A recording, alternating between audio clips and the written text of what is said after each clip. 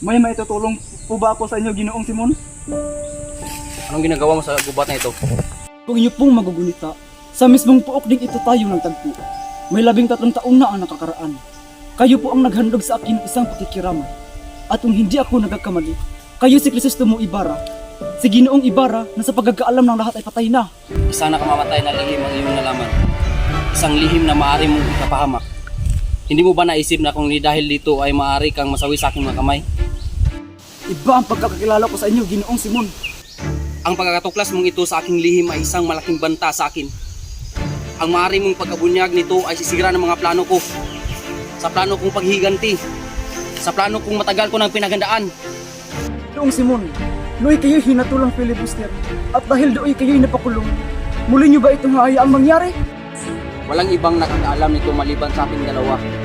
At kung mawawala ka sa aking landas, ay mananatili itong isang lihim. Madaling palabasin na napatay ka ng mga tulisan sa loob ng gubat na ito. Kung gayon ay nagkamali pala ako ng pagkakakilala sa inyo. Huwag po kayo mag-alala, Ginoong. Ang iyong lihim ay hindi malalaman ng iba. Inaasahan kong sasabihin mo yan. Dahil parehas tayong may tutol sa lipunan. Parehas tayong naghahanap ng katarungan, kaya dapat tayong magtulungan. Ikay nag-iisa lamang. Ang gobyerno ay masyadong malakas. Paano magagawa ang inyong paghihiganti? Naglakbay ako upang magpayaman. Nakita ko ang kanilang karangyaan at pang-aabuso. Dahil dito, alam ko ang naabuso at nasaktan ay magiging samahan ko sa paghukom. Pagdating ng araw, maaasahan ko ba ang tulong mo? Pribilehiya iyon. Ngunit kinakailangan kong tanggihan. Hindi ako taong politika. Nais ko lamang maging magagamot. At yun ang nais kong gampanan. Bago manggamot ng mamayan, gamutin mo na ang bayan. Kinakaya mong isara ang iyong mga mata sa katotohanan na ang iyong ina at kapatid ay namatay dahil sa kasamaan ng Espanya. Hayaan mo na lang ba ang iyong bayan? Ikaw ang dahilan kung bakit ako nag-aaral ng mabuti. Naniniwala ako na sa katarungan ay ang ating bayan ay makakawala. Ang katarungan ay makakamit sa isang maduguan na laban. Magkaiba tayo ng pananaw, Ginoo. Ika'y may karapatan sa iyong sariling desisyon, Basilio. Hindi na kita pipilitin na intindihin ang aking pag-iisip. Ngunit kung nagbago ang iyong isip, ako'y puntahan lamang sa aking tahanan.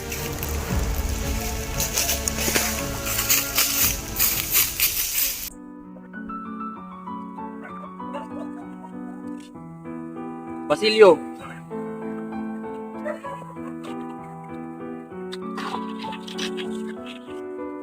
Kumusta na si Kapitan Tiago? Mahina ng pulso, walang ganang kumain. Kumalat na ng tuluyan ang lason sa kanyang katawan. Parang Pilipinas. Habang tumatagal, lalong humihina.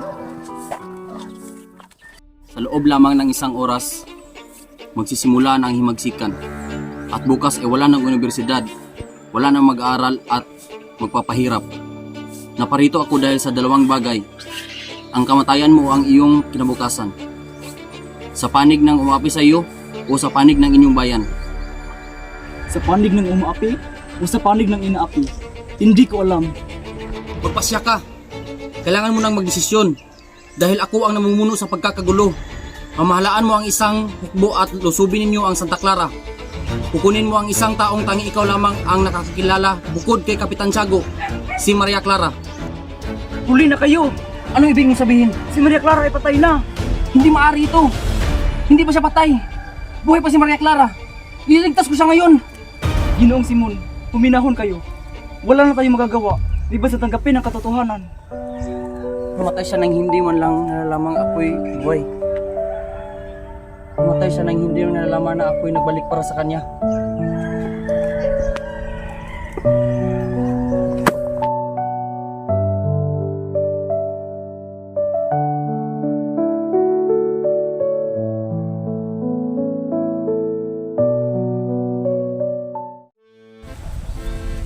Huli, nabalitaan ko na nakabilanggo si Basilio.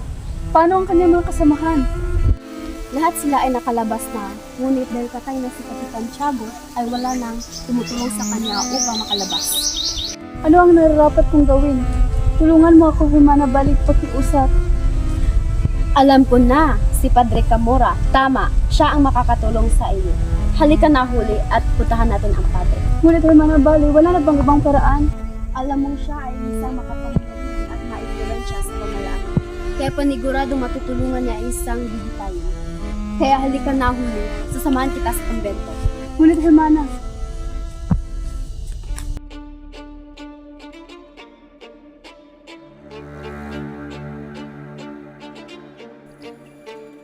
dali na, Julie, at pumasok ka na. Ikaw lang ang makatulong kay Basilio. Huwag ka namang makasarili at tulungan si Basilio. Ngayon na kailangan niya ang tulong mo. Magandang araw po, Padre Camora. Upuan muna. Ano ba itutulong ko? Tulungan mo akong mapalaya si Basilio. Tutulungan kita, Bilibini. Gawin mo lahat ng gusto ko. Opo, Padre. Kumapit ka dito.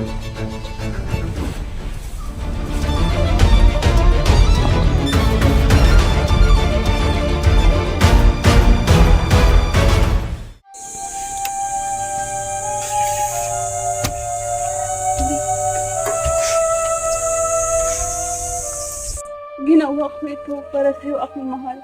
Patawad.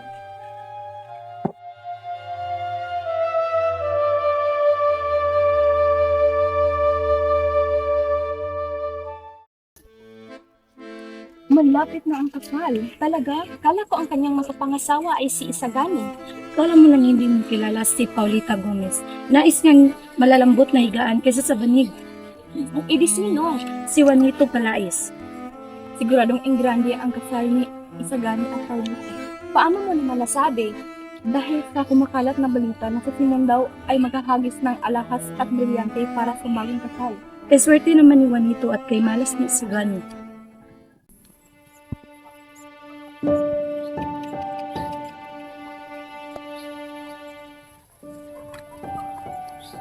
Paulita, totoo ba? Mahal ko, sagutin mo ako. Totoo ba ang balita nga ikay kasal na sa iba at kay Juanito pa talaga? Isagani, patawarin mo ako. Hindi ko nais nasaktan ka. Ngunit ginawa mo na, Paulita. Patawad, Isagani. Tama na. Maghiwalay na tayo. Akala ko ba'y sa akin ka masaya? Ang sabi mo pa nga'y, Isagani, ayoko na. Magpapakasal na ako kay Juanito dahil iyon ang makabubuti para sa akin. Maibibigay niya ang lahat ng kailangan ko. pero Paulita, mahal na mahal kita. Isagani, hindi. Buo na ang desisyon ko.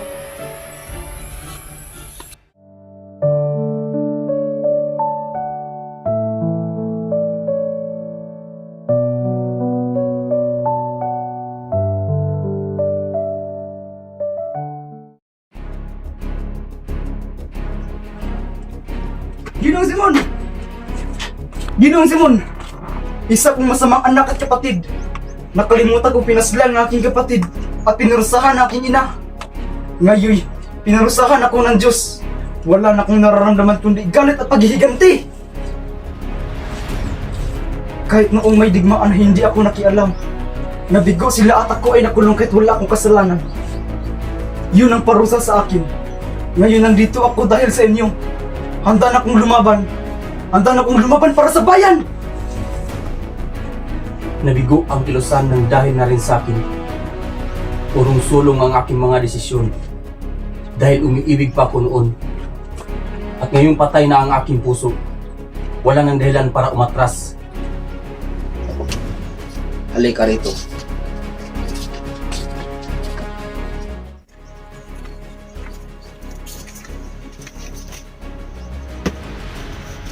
Para saan naman po ang parang ito?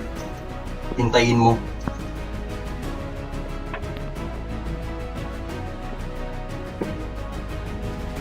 Dinamita?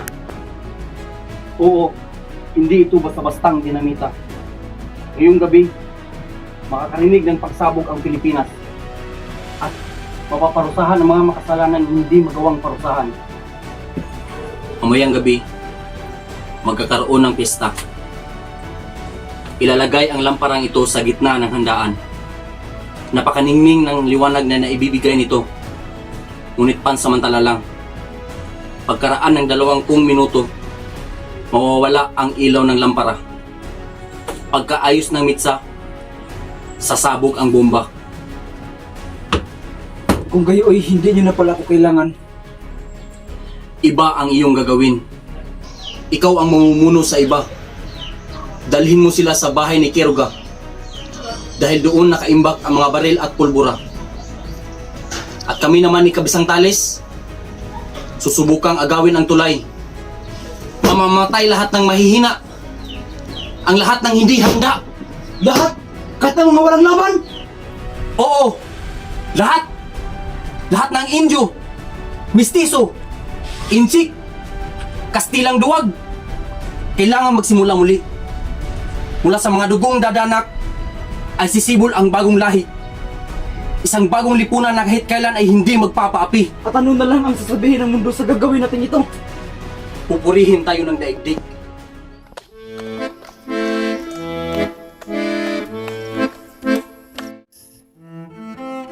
Ang dami palang mamamatay sa pagsabog na magaganap.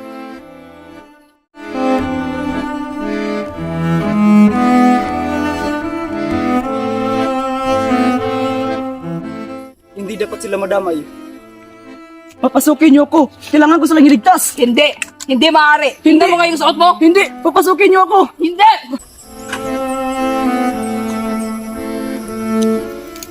Iniligtas na niya kanyang sarili. Dapat na rin akong umalis.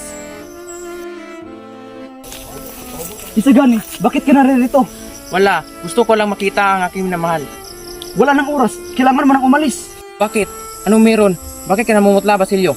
Gusto mong mamatay? Kamatayan? Ang puso ko'y matagal ng patay. Makinig ka. Ang lampara sa loob ay may lamang pulbura. Sasabog iyon anumang oras ngayon. Kaya tara na. Ano ang ibig sabihin mo, Basilio? Hindi maaari yan.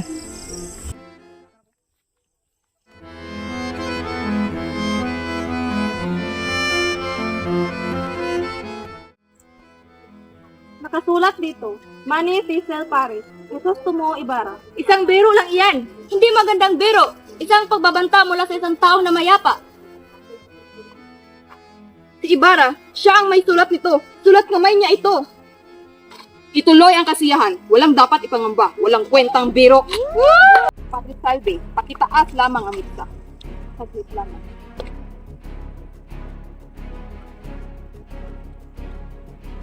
Magnanakaw! Habulin niyo ang magnanakaw!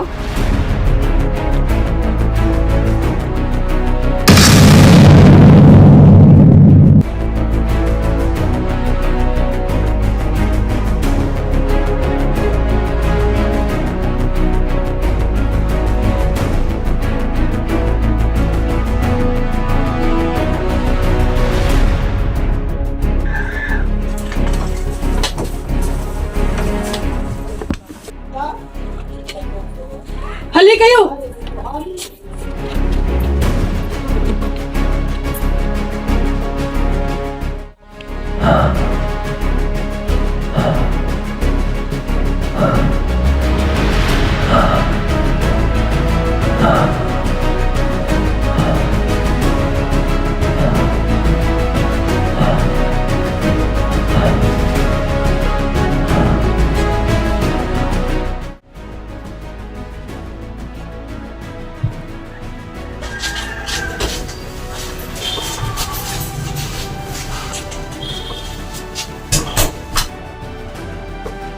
Huwag kayong matakot. Lumalalim na ang gabi. Nais ko lang ilahad sa inyo ang aking lihim. Maaari mo bang sabihin sa akin kung totoong may Diyos? Kahit saan tayo nagtungo, nariyan ng Diyos. Padre, ayokong mamatay ng may dalang kasamaan. Patawarin ka ng Diyos, anak. Alam niyang hindi mo gusto ang lahat. Na ikaw ay nasilaw lamang ng galit at pagiganti. Nagustuhan niyang lahat ang nangyari. Maraming salamat, Padre. Ngayon ay payapa na aking kalooban.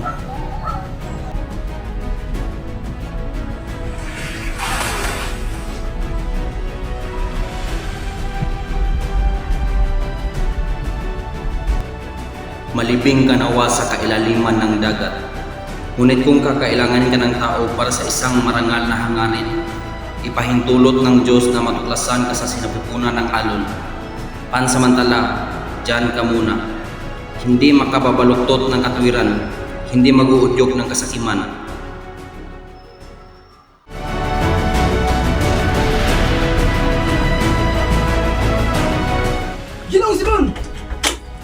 Ginoong Simon! Isa! Si Maria Clara ay patay na. Hindi maaari ito. Buhay pa siya. Iyawas to. Galit at paghihikan natin.